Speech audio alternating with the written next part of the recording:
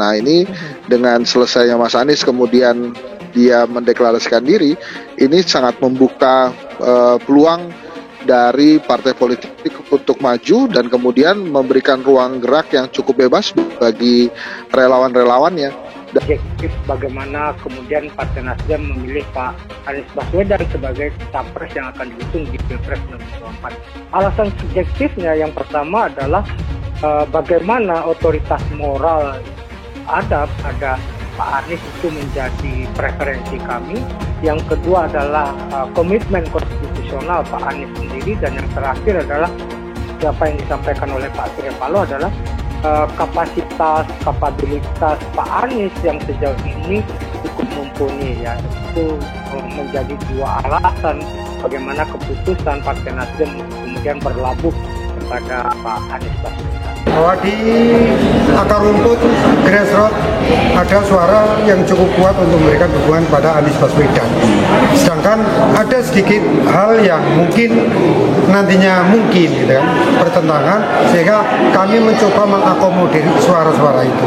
Sehingga kami beranikan diri untuk membuat forum relawan Anies Baswedan, dan harapan bahwa tujuan rakyat untuk sebuah perubahan dan yang berkemajuan insya Allah akan terwujud melalui Indonesia ini kekurangan sosok atau calon pemimpin.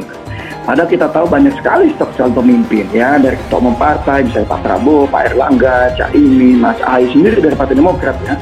Dari Gubernur ada Mas Anies, ada Mas Ridwan Kamil misalnya, gitu kan. Kalau misalnya dari Menteri kan ada Pak Erick Thohir misalnya, atau ada Mas Sandiaga. Nah ini kan seharusnya kan ada ruang yang terbuka lebar itu. Kita tahu bahwa 20% ini bisa dipenuhi, ya, dan bisa membuat konfigurasi menjadi 4 koalisi kemungkinan. Harapan kami tentunya, ya, teman-teman atau yang ingin berkoalisi ini, ya silakan diberikan jalan juga gitu. Jangan kemudian coba dihalang-halangi atau dipotong-potong gitu. Strategi Jokowi jegal Anies Baswedan disebut hancur lebur, gegara manuver menggelegar Surya Paloh. Ada apa? Jurnalis senior dari Forum News Network FNN Hersu Beno Arif menyoroti kiprah Anies Baswedan menuju Pilpres 2024. Hersu, sapaan akrabnya, menyebut bahwa majunya seorang Anies yang merupakan kandidat capres terkuat di luar lingkar kekuasaan saat ini tidak diinginkan oleh Jokowi. Ironisnya, lanjut Heru, justru dukungan politik pertama ke Anies secara resmi datang dari partai pendukung Jokowi 2 periode terakhir, yakni Nasdem. Bagaimanapun juga, Anies itu simbol oposisi dan memang dia harus antitesa dari Jokowi. Dan Jokowi jelas tidak menginginkan Anies Baswedan dapat tiket pencapresan, ujar Hersu Beno. Menurut Hersu, Jokowi bukannya tinggal diam agar kandidat di luar kekuasaan seperti Anies tidak bisa melenggang ke arena Pilpres 2024. Anies yang berada di luar lingkar kekuasaan Jokowi praktis hanya punya PKS dan Demokrat yang mana belum memenuhi ketentuan ambang batas pencalonan. Mengingat selain 2 partai tersebut, partai parlemen lain sudah ada di tangan Jokowi dan bergabung ke kekuasaan. Manuver Surya Paloh dengan Nasdem lah yang menurut Hersu membuyarkan keinginan Jokowi agar capres setelahnya berasal dari lingkar kekuasaan saat ini. Skenario Jokowi menjegal Anies itu sekarang tanda-tandanya bakal menjadi berantakan. Semua itu karena Surya Paloh menyebal dari barisan partai pendukung Pak Jokowi, jelasnya. Skenario Jokowi untuk menghalangi Anies itu betul-betul sudah matang. Dari sisi parpol tak ada yang bakal bisa mengusung dia karena tak cukup PT 20%. Dan dari sisi hukum KPK, Firly Bahuri sedang bekerja untuk menghalanginya.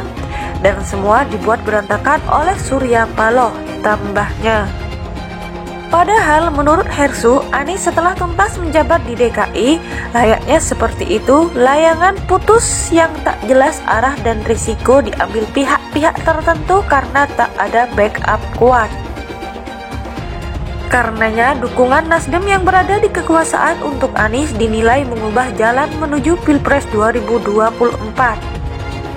Tanpa dukungan Nasdem, Anies ini praktis menjadi layangan putus setelah pensiun dari Gubernur DKI sebab partai pendukung pemerintah sudah menguasai 81,9% kursi di parlemen, ungkapnya.